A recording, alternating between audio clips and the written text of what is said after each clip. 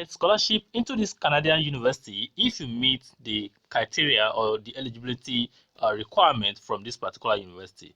Note that the following awards are bestowed automatically, that is, no award application is required, as this award will be granted at point of admission if you meet all these requirements that we are going to be looking at in today's video. Okay, so one of the things you need to pay attention to anytime you want to apply to schools or program is the requirement of that particular program itself. Okay, so which is one of the reasons I always say, if you are applying to any of these program or universities, you always need to check your program requirement. Now, if you look at this section right here, it says applicable programs. Under the master's section, they have for the undergrad and also for the masters. Because if you look at it here, you are going to see entrance award, scholarship and grants are available to new undergraduate or graduate program students that is currently studying or that want to apply as a freshman. Okay, so I want you to pay attention at this point, as I will be giving you information about the entrance scholarship and offer that is available at this particular Canadian university right now. One of the things you need to check first is to check if your country is actually eligible, okay, because they have the table that display the list of countries that are actually eligible. So you want to first check that your country is eligible and the program that you are applying to is actually there. Then after that, you have to now go ahead to check the summer and fall amount that this scholarship cover for each section and the next section as well. So if your program is a 2-year program, you want to be sure that you are getting the right fund for your particular program. Okay, so under the Associate of Arts, you are going to be getting 14,000. For the Bachelor of Arts in Communication, you are going to be getting 28,000. For the Bachelor of Commerce, you are going to be getting 28,000. Masters of Business Administration, 6,000. MBA Foundation, all of those things. And you need to also know that the disbursement will commence from the second term of enrollment. Okay, if you also actually meet up, excluding any time with preparation courses. Okay, so if you want this to get to you, you have to be serious with your study. Actually, disbursement will be prorated and apply equally to all remaining courses in the program. That is, the condition. And now, every student is conditioned to what qualify them for this particular offer. The student must commence their program before their offer for admission expire, which means some students, they want to defer or they want to plan ahead before they start their program. So you must be ready to start your program as soon as you can, because on the application portal they will ask you when are you going to start your section or your term. Then you should be sure that that is when you want to start your academic program. The student must not change their program that they've been offered the award for. So if you apply for a program, that is the program that you are going to be going for going forward. The student must pay all the fee that are not covered by this award by their respective due date. So you want to be sure that you are following the right step to know what to actually do, at what point to actually do them. The student must also maintain good academic standing, which is one of the things I've said earlier. You must know what you're actually doing with your study, okay? And you must also maintain full-time enrollment status in your program. This grant is valid until the end of 2024, with 2024 being the last intake available for eligibility. So if you are not applying now, you have to the end of 2024 to actually get into this particular university in Canada right now. And if you come to the second type of award, which is Canada 150 tuition concession for the armed force, these are for the military personnel. So let's just close that. Then they also have the Commonwealth of Independent States regional grants, which is also applicable to some countries, and these are limited countries who are citizens from any of this country. And here, this is what you are going to be getting if you are from any of this country. Actually, the condition is there, every information related to that is actually there. If you come to the European grants, okay, so these are for my viewers from Europe, from Belgium, from Austria, from Germany, from Italy, from Poland, from Portugal, Spain, and all the rest. So these are what you are going to be getting: 12,000, 25, 25, and 12. Then all these conditions are also related to the one that we've actually seen at the first place. Okay, so if we now go to I don't want to keep reading everything for you. They also have the one for the Middle East grant, so I'll just clear this off. They also have the one for the academic excellence. These are for both international students and and domestic students.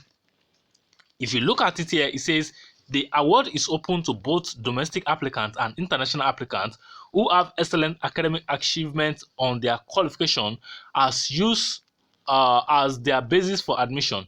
So if you are on this table, then this is the offer you are going to be getting. Your CGPA must be 4.3 on the scale of 5 and 4.0 on the scale of 4. If you are getting this offer, then if your GPA is 3.8 as an international, is a no-go area for you actually. Okay, then under their program, they now split it based on program. So if you are looking at Bachelor of Commerce, this is what you need to have to get this amount. And if you look at it here now, for the 4.0 is even times 2 right here. So if you scroll down a little bit, you are going to see under the business of money, business communication is now 4,000 here as well. And for your 4.3, you are getting 8,000. Associate of Arts is also there. Then the disbursement will commence from the second term of enrollment, excluding end term with preparatory course. Okay, the student must commence their program before the admission expires. Okay, the award currently has no official end date, which means for this particular one, you can apply at any time that you wish to. So this is subject to change. You might always check the website. So whenever you are coming across this video, make sure you check the website to know if this is actually still open or you are still eligible to actually go into this. Then they also have the one for the Asians, my viewers from Philippines, Singapore, Vietnam, and the rest. So you want to go there. So this is like a general thing for everybody. So you must see what you are actually going to fit into. The following award are received and awarded through an application process. This process are not automatic. The award application form can be downloaded. So under this section now is the one you also want to look at as an international student. So I will say that you should carefully pay attention to this because this one is very critical. The award application must be received a minimum 30 days before the application program. So if you are applying for any of this program right now, you need to carefully go and download this form right here. So I'm going to show you what that form looked like just now. So you must make sure you complete it in 30 days before you actually start your academic program. Award application must be completed to be considered as meeting this deadline. Please pay attention to that. The award application are not reviewed until after the applicant has been approved for admission. Okay, so which means you have to make sure you get admitted first for a program as an international student before you go ahead, before they will review your application for the offer at this particular section. Okay, now here it says the registrar office may request additional documents before determining an outcome for you getting this offer in this particular university. Now let's take a look at what this form look like and what you need to provide. Okay, so this is what the form actually look like, and if you see it again, they still reiterate that point that this is actually available to students, be it a new applicant or an existing student who is already in this school. To be eligible, you must make sure that you submit this application 30 days before you start your program actually. And if you scroll down a little bit, you are going to see entrance award and scholarship terms of reference, international MBA, total grant for the duration of graduate master degree 5,000. Eligibility can be considered for the MBA grant based on all of those information. So you want to make sure you read carefully before you go ahead. Submit all the required documents for the award, scholarship, bursary, or grant for which you want to be considered. Okay, for office use only. So this is after you've actually get this submitted. So they will take a note so that they will know who is the person that approved this offer and how much has been awarded to you. Okay, and you know, just some general notes, your GPA, all of those things will be written on this form.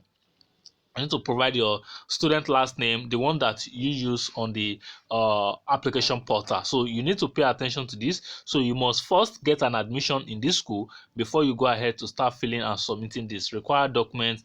All the required documents is actually listed here. So you want to make sure you go through everything that has been declared here. I declare that the information I've submitted are actually true, all those privacy terms and conditions. You have to make sure you read everything and also append your signature here. So it will be a good one if you can use online tools like I Love PDF. You can use ilovepdf.com, or you can just take this, download it and print it in a colored format. As you can see, there are some colored imprints or some colored text here. So you want to make sure you download it as colored, then you print it, you append your signature, or you use something like I Love PDF, which is an online signature tools that you can use to sign on a document like this. So you send it. You don't have too much to actually fill on this form. Just make sure that you go through all the information in this particular university scholarship application form. Okay, so once you meet all these requirements, you are ready to go, you've gotten admission, then just push this, and I wish you success. Now let's look at the admission application process itself. Okay, so one other thing I want to pay your attention to actually is that if you apply to this particular university, you are eligible for the postgraduate work permit, and you can actually work off campus for up to 20 hours per week without a work permit if they have a valid study permit and meet Canadian government set requirements. International students may also be eligible for a postgraduate work permit after they successfully complete their degree program. Okay, so for more details, you can check this particular website for more information.